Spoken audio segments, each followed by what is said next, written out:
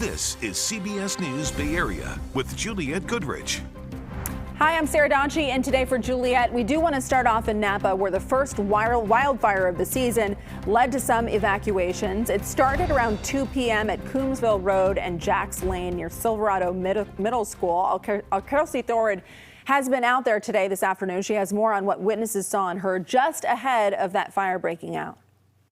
Well, the Coombsville fire is now fully contained. Evacuations were lifted here just before 5 o'clock tonight. But this fire did get very close to some structures, including the middle school here behind me and some of these houses here across the street. Now, according to CAL FIRE, it says that the fire burned about 10 to 15 acres. Evacuations were ordered from Coombsville Road north into this area. The good news, firefighters got on that fire quickly and stopped the spread before any homes were damaged. Now you can see just what it looked like from above. This is what we saw from the chopper. You can see all of that grass charred by the flames. The fire got very close to several homes on the line there. We saw some crews mopping up by a home where part of the fire made it over a fence, but they were able to put that out before it damaged that home. Now here's what it looked like from the ground level. You can see there's still some smoldering spots. We spoke to multiple people who were in the area at the time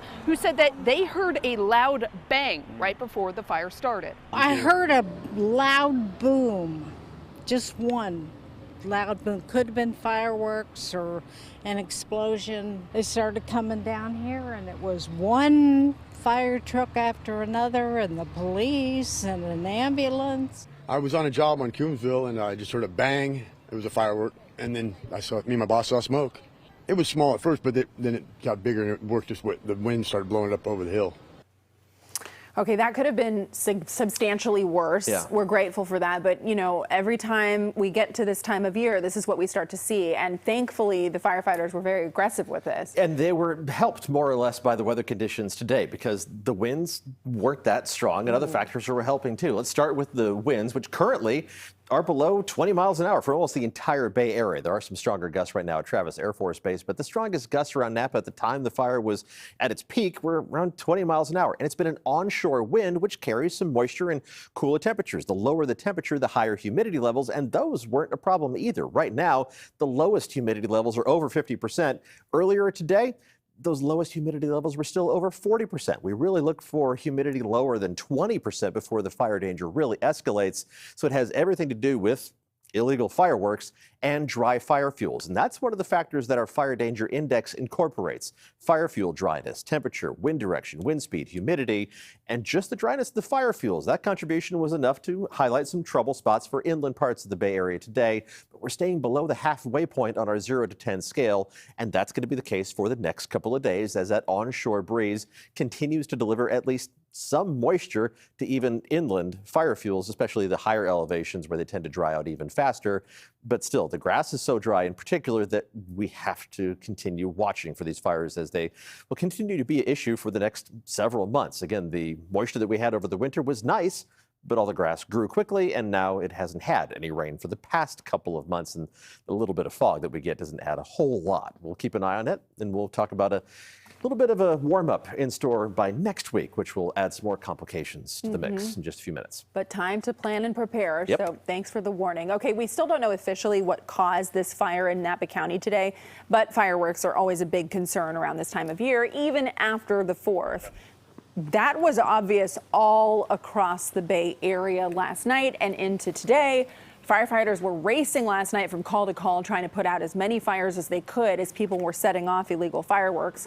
Our helicopter was in the air as they were going off all over the place. This is a look at some of the chaos as far as the eye could see and damage that followed on the ground. In San Francisco's Mission District, street sweepers cleaning up remnants of this.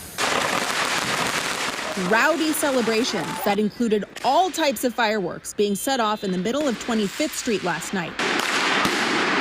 And things got even more tense when police in riot gear declared an unlawful assembly at midnight and moved in to disperse the crowd.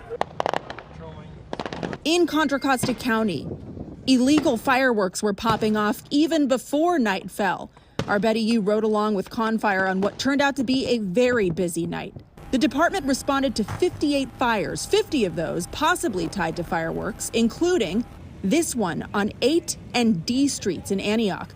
The couple inside, who just celebrated their wedding anniversary, had to jump out of bed and scramble to get out. And I ran and woke up my wife and got the dogs. I told her, run out the front door because it was really on fire. Yeah. It was really burning. The homeowner tells us his neighbor heard fireworks, which they think landed on top of their garage. His vintage car in his yard now charred. Other possessions inside the home destroyed. We lost a whole lot of stuff. A similar scene in Union City, where a fire burned a home last night for the second time this year. The homeowner telling officials he suspects fireworks. And on Lake Chabot Road in unincorporated Alameda County, a grass fire burned 6 acres and at one point threatened a nearby housing development before it was put out. But Alameda County Fire managed to prevent more potential damage by confiscating more than 400 pounds of fireworks last night. So one Bay Area city was hit harder than most. Police in Hayward say they have never seen anything like what happened last night. By the end of the night, 2 people had been killed. 14 other people were hurt. Officers responded to a deadly stabbing, shootings, and illegal sideshows. In one case, 6 people were shot and hurt at a party on Ranker Place. This all happened after a fight at a 4th of July party. Cars were riddled with bullet holes. Medical equipment was left behind by paramedics. All of that strewn on the ground. You could see it here in the light of day, alongside fireworks and shattered glass all over the place. Police think there were several shooters, including one who was shot themselves and is critically injured. Police are still looking for the other suspects. In San Francisco, there was a big turnout for the annual waterfront fireworks show. Crowds packed both levels of Pier 39 even before the sun went down. And this is good news for the city's struggling tourism industry. We met one entrepreneur whose livelihood depends on robust foot traffic. Our Kenny Choi introduces us to a downtown shoe shiner who still sees the opportunities in San Francisco, despite the city's ups and downs. There is no quit in the business of shoe shining. It's a non-stop, daily grind for survival. Christopher Elijah Mitchell has been buffing shoes for more than 40 years. No matter the color, if they gauge straight or whatever, you just treat people human and just leave it like that and keep rolling. That's the way I've been doing it. The shift to casual dress and remote work, emptying offices to a record high after the pandemic, have pummeled Elijah's stand. If you want to get your business going, you got to come out and come out here and grind when it's slow. Even around noon on a weekday, Market Street appears empty. Elijah is now the lone shoe shiner in front of the BART station at Embarcadero. He says there used to be more than 25 like him. Boarded up retail stores abound. Normally when you're walking down the street, there'd be 5, 10 people within 15 feet of you. Here, you're lucky to have a few people. San Francisco's office vacancy rate continues to climb, now hovering above 30%. Cities across the country are grappling with the economic impact and tax revenue decline because of emptying offices. But San Francisco's rate is the highest among major cities. We're getting close to a peak in the vacancy rate. Colin Yasukochi is the executive director of the Tech Insights Center at CBRE, one of the largest commercial real estate services and investment firms. We're hopeful that starting sometime in early 2024, we'll start to see a turnaround in the economy. So that'll lead to more business growth and more hiring, potentially more demand for office space. That reversal would be a much-needed boost for Elijah, whose business was crushed during the pandemic, but it could not wipe away the smile on his face, silence his laugh, or destroy his perseverance to honor his parents. I always want to make them proud of me, even though they're not here. I want to at least let them know that they didn't waste their time with me. Even with empty buildings and storefronts surrounding him, Elijah is focused on turning what's dull into a San Francisco shine.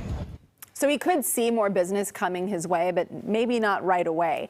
San Francisco hopes AI companies will take up some of the empty office space, and the city is also exploring converting some of that into living space.